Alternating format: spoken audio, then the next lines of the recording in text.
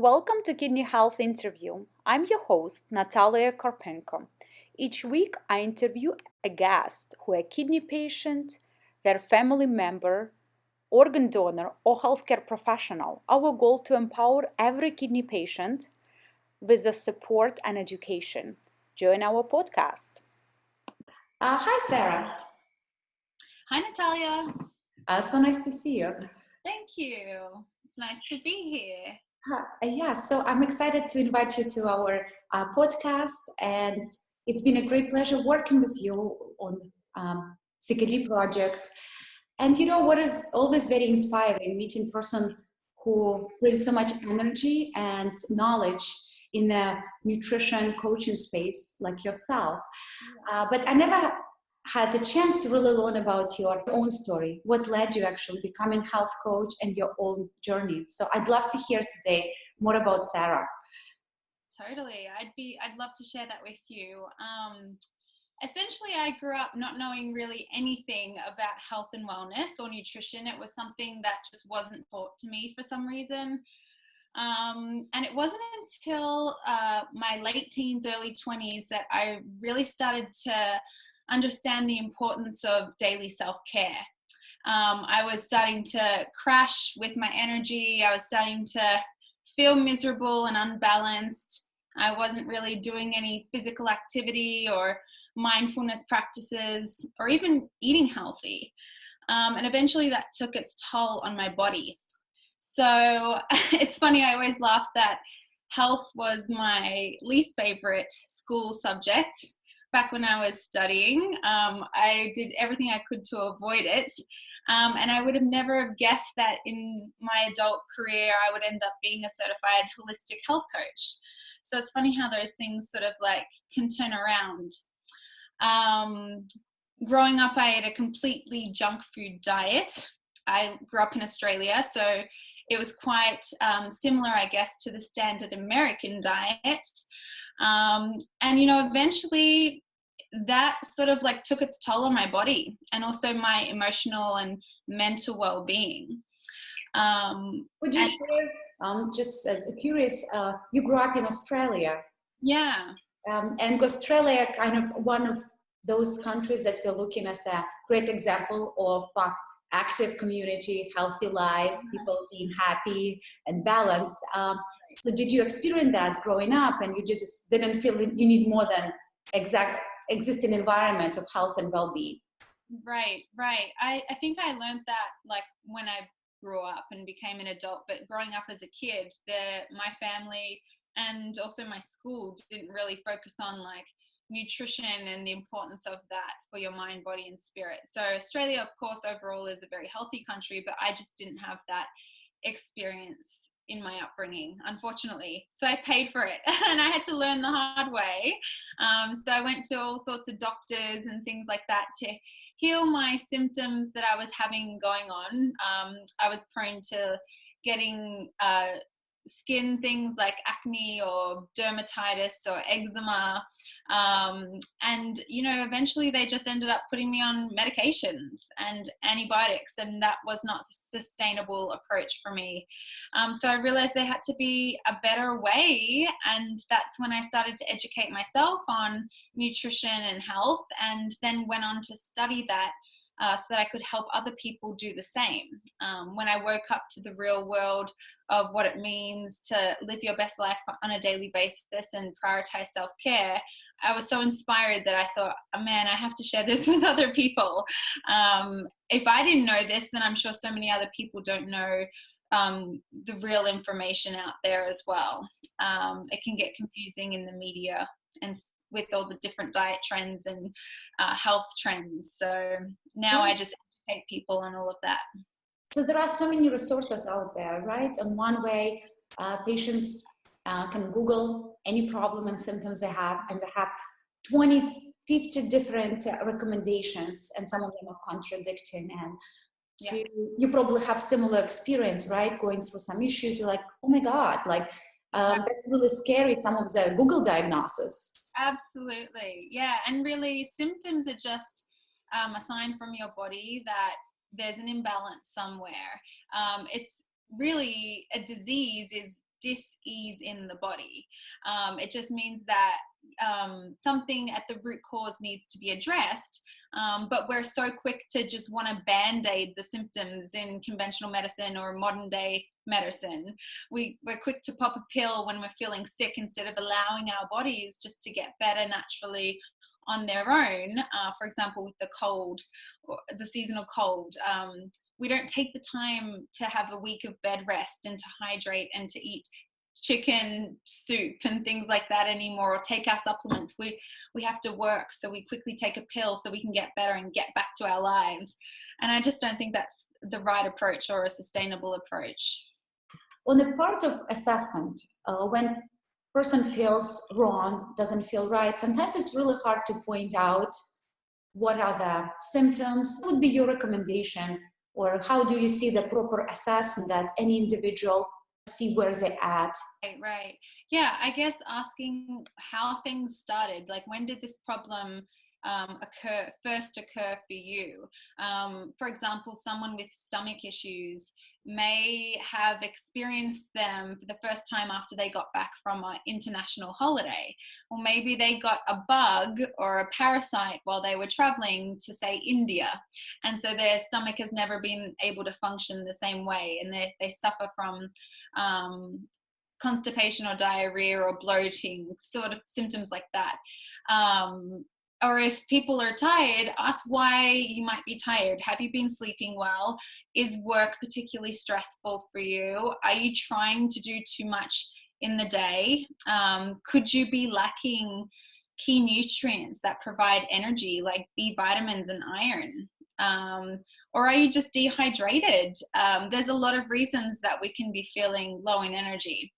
So it's about really just taking a step back and getting perspective and asking yourself those questions. When did this start, and what could it be from? What am I doing that I could be doing better to improve this situation? And I think that's where ultimately you can do a good assessment of yourself and get some answers. Your work is really around empowering people and creating a plan that's actionable, that allows them taking those symptoms, understand the root causes, and go further, changing their life. So how does it feel, make an impact for people that they can take those lessons and carry on with their life, being more educated and more empowered? Education is everything, and I wish I had that earlier, but at least I got it eventually, and now I can use it to help others. But I recently worked with RenalMate's coaching program, and it was so great to see people have that accountability and that motivation, have the coaches cheering them on, so that they believed in their own minds that they could embrace change and take baby steps towards achieving their health goals. And they got wonderful results. So whether it was from improving their fitness to improving their nutrition, we kind of look at everything in a very holistic manner. It's not just about what you eat, it's also about your stress levels, how well you're sleeping, whether you feel supported by your community and the relationships that you have in your life. Also your meaning and purpose. Are you doing something with your work life and having balance between your work and your home life? So it's sort of putting all the pieces together and making sure that you feel full in all those areas of life, so that you can be the best version of yourself, feel healthy, because health is your greatest wealth, and therefore, live your best life. So I love inspiring people and coaching. It's definitely what I feel like I was put here to do. I just really heard so many great things from the participants of Renal Coaching Program. Meeting you made them very motivated, for sure. Yeah, they were receiving testimonials, kind of providing feedback, and for some patients it was one of the favorite part, because ultimately the behavior change and focus on nutrition that you bring, that is something that everyone can learn fast and adapt to their daily life, and also they can empower their family and friends with that knowledge.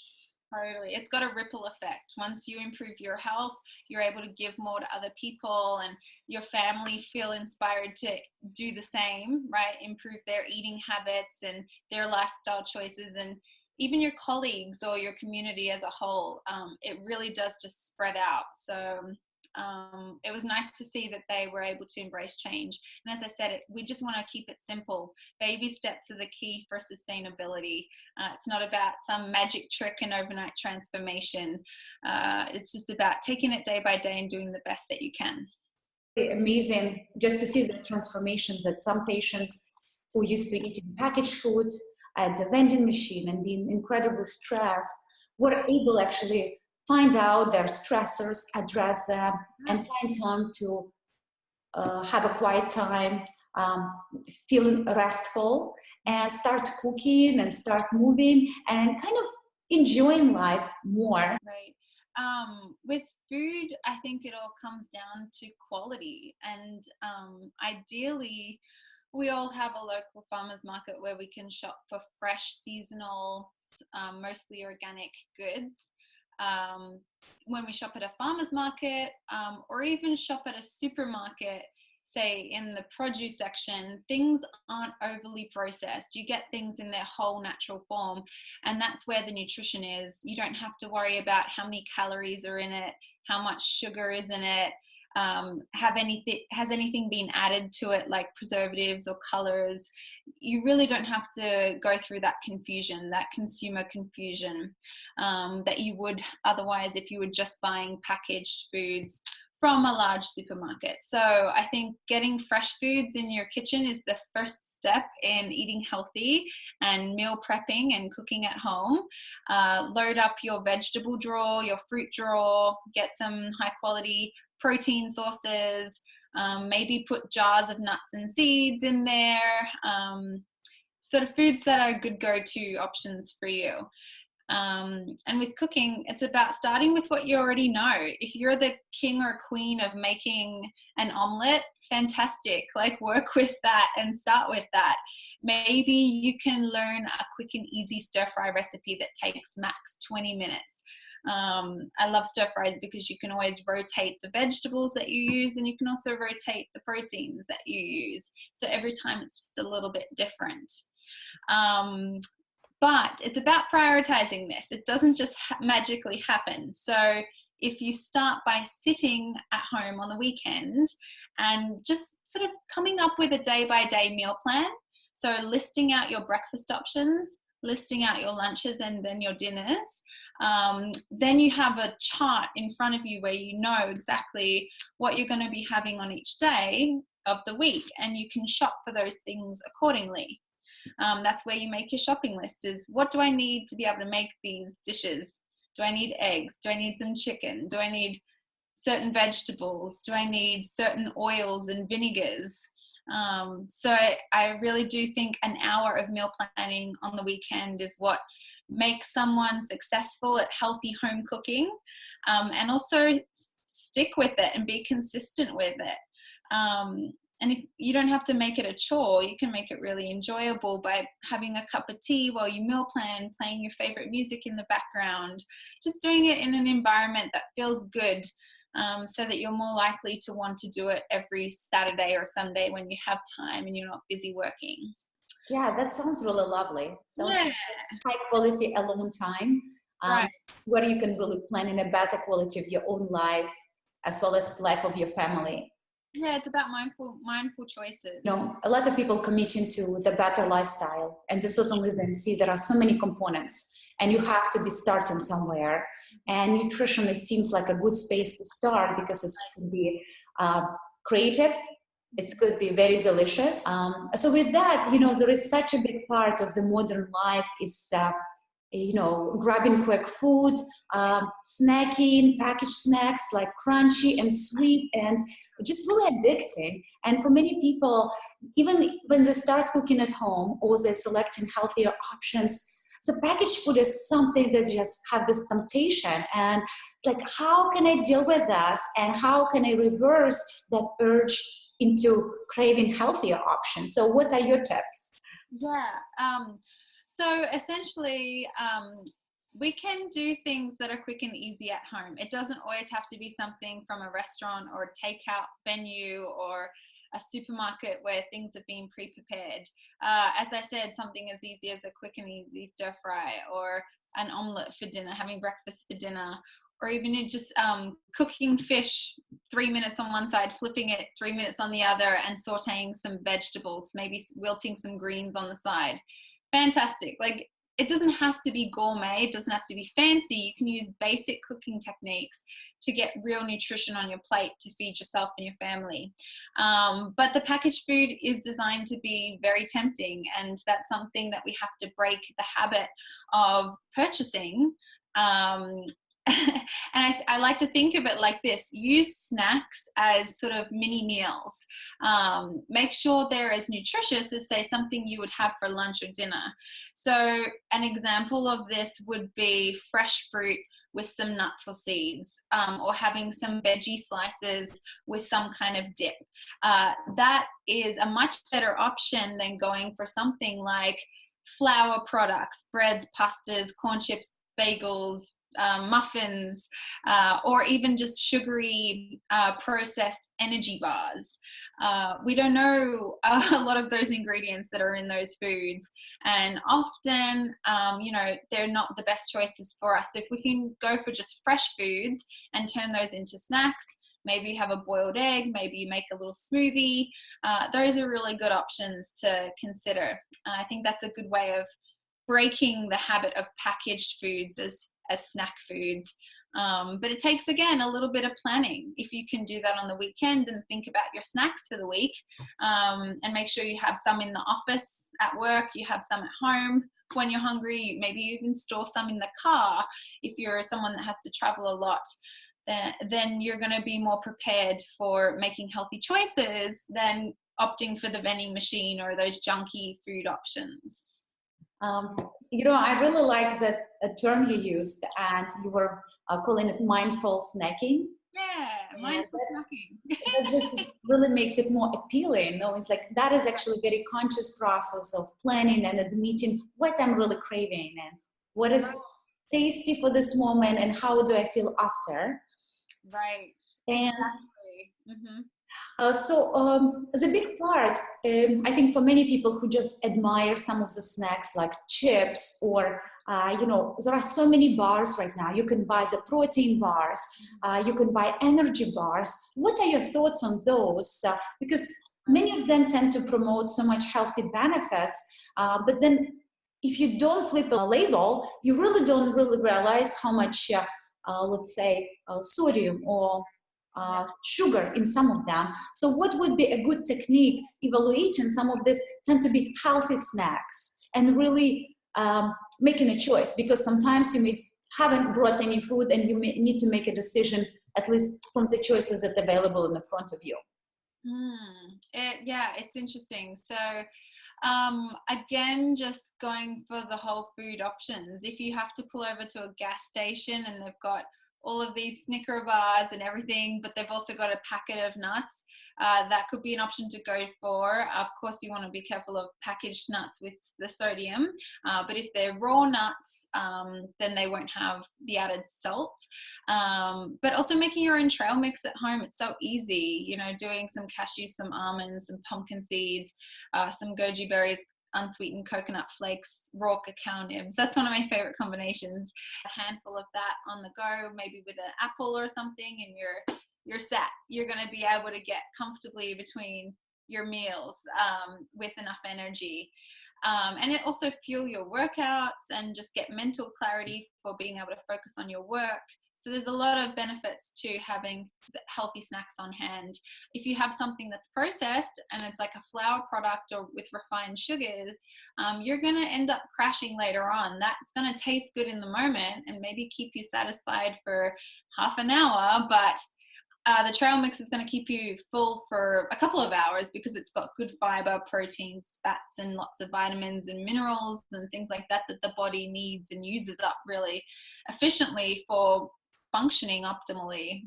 But ultimately, we're going to have a big blood sugar spike with those processed foods, and then we're going to crash later on. And that's, I guess, the consequences of making those choices. How do you want to feel after you eat your snack? Do you want to feel good? Well, then go for the fresh whole food option. Or if you want to sort of feel crummy later on, which I don't think any of you do, it's like then opting for the packaged processed version will definitely do that for you. But yeah, it's all about being mindful about your choices. And I think ultimately the more natural the foods that you're eating are, the better. You can make your own at home. Even just like having some kale chips that you make at home, it's very quick and easy and a good way to get nutrition into your body. Yeah, thank you for great advice on some very easy, to-go tips on how to create your own snacks. And I'm sure like there are just all of us can write down already like a good 5, 6 ideas that you shared with us that will be very easy to adapt. And besides snacks and meal preparation, there is always in modern society rush in the morning when we driving to work or need to bring kids to school, or just so many things happening in the morning. And very often, right, like many people miss breakfast, and they find out that it's such a big process putting too much energy toward my breakfast, and I want to find some better ways. And very often people end up skipping their breakfast instead of actually having a nutritious meal. So what are your thoughts on breakfast in general, and any tips? I love breakfast. Essentially, it means breaking the fast. If you think about it, overnight we haven't been eating. Our body has been fasting naturally, which has allowed our system to repair and rejuvenate, say, muscle and tissues, detox the brain, detox the liver. So really our digestion, it's the only time is overnight that we really give it a break from working and working hard. So breaking the fast in the morning is important to start our day on a healthy note. So we want to really, the more that we make good choices first thing in the morning, the more we're likely to make better choices throughout the rest of the day.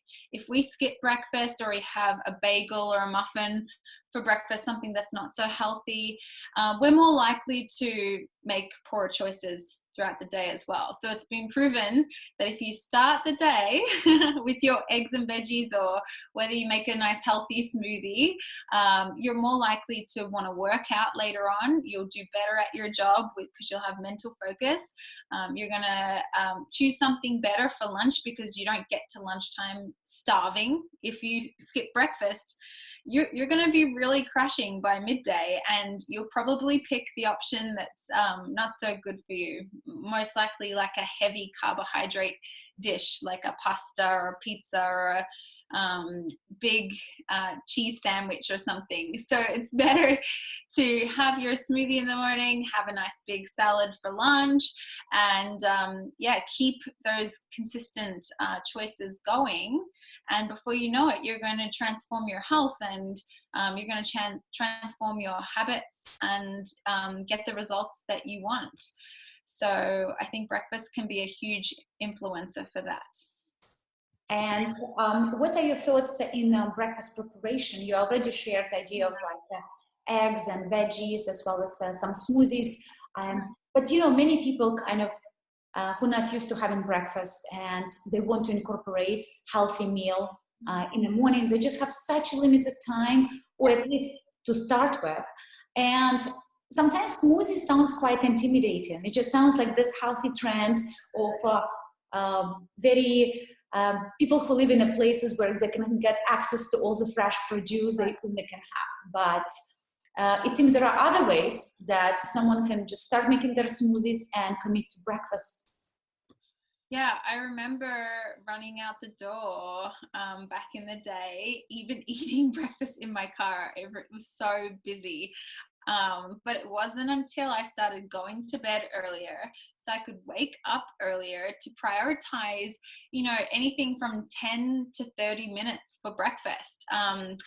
I like to now use that as my self-care time, and to start the day on a positive note by really sitting down and enjoying even something as simple as overnight oats or chia pudding. It sounds fancy, I know, but we'll share some recipes with you later to make this seem a little bit more doable, and have my cup of tea in peace before I get to the frantic day. So you can always do that, strategize going to bed earlier, wake up earlier, and then have that carved out time for making and eating your breakfast in a Zen-like environment. But otherwise, I always tell people, can you make something in your crock pot overnight? Hot cereal is a good idea. You can do quinoa porridge or steel cut oats or buckwheat porridge in a crock pot, and when you wake up, it's ready to go. It's hot. You put it in your bowl, you add your favorite nuts and seeds or fruits, your favorite toppings, and the whole family can enjoy that. So that's one idea. As I said, the other one, which we'll provide recipes for, is the overnight oats and chia pudding. A smoothie is not as complicated as you may think.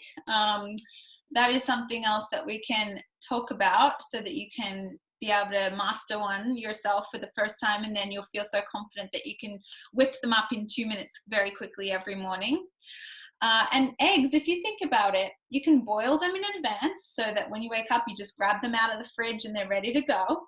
Or you can just quickly fry them, and that takes literally 30 seconds on each side. Maybe throw in some spinach and that wilts right down, and you've got a super fast breakfast that maybe took you 5 minutes to make and maybe 5 minutes to eat. So I think there's a lot of good ideas for breakfast choices depending on what your preferences and your dietary needs are. Yeah, that's such a fun advice. I really like this part of setting as a time block in the morning where you can really prioritize yourself and have time for good breakfast and maybe check on the news or just think about your day ahead of you. Yes, exactly. It's all about planning. The more we meal plan for the week, the more likely we are to eat healthfully. The more we schedule our day and block off times for eating healthy meals, the more likely we are to do that. So I think breakfast is one that you can enjoy with the whole family if you just carve out that time. Or if you really don't have the time, think about some of those options that are quick and easy or prepared overnight that you could utilize so that you're getting some good nourishment and energy first thing in the morning. Yeah. So Sarah, thank you so much for all of these amazing advices and tips on how to rearrange the diet. And I would like just to spend a few more minutes talking about low glycemic, gluten-free diet, because it tends to be a very big part of modern diet and modern modifications that required a lot of people out there to start eating gluten-free. This is a good question. It's nice and juicy. Gluten-free definitely is a trendy word right now. And I do find the majority of my clients, when going gluten-free, end up having better success with reducing inflammation in their body. Their bowels and digestive system re-regulate and they function better, essentially. And also, I find they get the weight loss results that they want. Just because I don't know that it's necessarily the gluten, which is a protein found in wheat, barley, and rye. It's one of the most common food sensitivities in modern times. So a lot of people don't know that they have an intolerance to it, and when they cut it out, they feel so much better. Their energy goes up. Any skin issues that they had may simmer down. Bloating and gas may disappear, headaches may go. So I think it's worth trying, at least if you're not sure, to be gluten-free. And essentially what that means is you eat less packaged and processed foods. Gluten is found in a lot of things. If you read ingredient lists, it comes under the disguise of many different names, so it can be very confusing and hard to identify. But when you eat real food like chicken, eggs, broccoli, carrots, zucchini, apples, bananas, things like that, those foods are, they're gluten-free because they don't have any added ingredients and they don't contain wheat, barley, or rye. So I think people just end up eating more nutritious things and cooking at home more when they go gluten-free. So I definitely think it's worth trying. And also, low glycemic means, this is what I tell all my clients, is to eat a low glycemic diet. It means you eat foods that give you long-lasting energy and stabilize your blood sugar levels. High glycemic foods are the opposite. They're the ones that spike your blood sugar levels drastically and leave you crashing in energy later on. So those foods are not good for diabetes or pre-diabetic people, or even just anyone really, and that comes in the form of processed packaged foods once again, so another good reason to avoid them. Low glycemic food choices are just the things that we've been talking about. Your vegetables, your fresh whole fruits with the skin on and everything. Talking about good healthy fats, like cooking with coconut oil, avocado oil, olive oil. Having your eggs, having your legumes, having your chicken, whatever it is, like fresh real food has been designed by nature to give us a lot of nutritional benefit and to be good for our health. But again, it's that processed packaged foods that can really deplete our bodies, and we're not really designed to be consuming. Sadly, it's what most people eat for each meal on a daily basis, and that's where health issues start to arise over time. Thank you for explaining this, because sometimes those scientific terms really kind of scares people, feeling I have to do something so complicated. Right. And it just really going back to basics and having more natural food. Totally.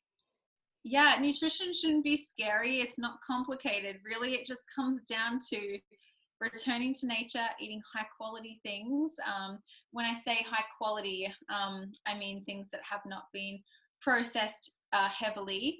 They are, for example, if we're eating seafood, it's wild and sustainably caught seafood. If we're having eggs, they're from they're from chickens that have been raised in a humane and happy way, out roaming on pastures, foraging for worms in the sunshine. They're the kind of eggs that are going to be the most nutritious and high quality. And also vegetables, we want them to be grown in sync with nature, not from necessarily, this is a whole nother topic, but genetically modified organisms, or from heavy use of toxic chemicals like pesticides. So I know everyone can't shop this way based on access to food. There's a lot of food deserts in the US, and also based on budget. Sadly, the higher quality of the food these days, the more expensive, because they're not subsidized by the government like the junk food industry and the processed food industry is. But it's about just prioritizing. I say to my clients, can you quit a magazine subscription, or not get your car washed this month, or not get your nails done, or something like that, where you can budget just to buy a little bit more high quality food. It's about putting that first, because after all, food is medicine, and we really are what we eat. Yeah, that is such a great conclusion of setting up priorities and really finding out what is the biggest value for people, right? And especially in a time when people really realizing there is time to change the life and something doesn't really work proper, and nutrition could be such a great change that allow them to have more energy and overcoming some of the difficulties in their chronic disease or just overall life. 100%. As soon as someone cleans up their diet and gets rid of the junk and goes for the more fresh, natural whole foods, I see it all the time. Things just magically start to improve. Their symptoms disappear. Eventually they wean off medications. They lose that weight. They are able to just be better human beings and do all the things that they love and interact with their family and friends, and sort of have this zest for life that comes out from cleaning up the diet. It really just transforms everything. And, it's so amazing to have people like yourself, because you're very inspiring. And even listening to you today, I just really want to go and just shop all these beautiful fruits and veggies and just stuff my fridge with some exciting food that I can cook over the weekend. So thanks for your inspiration, Sarah. Of course. And look, I was in everyone else's shoes before too. I had to go and do the hard work and figure it out and do a 180 on my diet, which was full of junk, over to being mostly healthy. It's not about being perfect, it's about balance, right? So I definitely still enjoy my treats here and there, but I know how good it feels to eat healthy, and I just can't give that up for anything now. So you get addicted to healthy eating, I'm telling you. Yes, for sure. That is a good habit, a good addiction to have. It is. Sarah, thank you so much for your time, your energy, and all the knowledge you've been sharing with us. It's been fun. I could talk all day with you.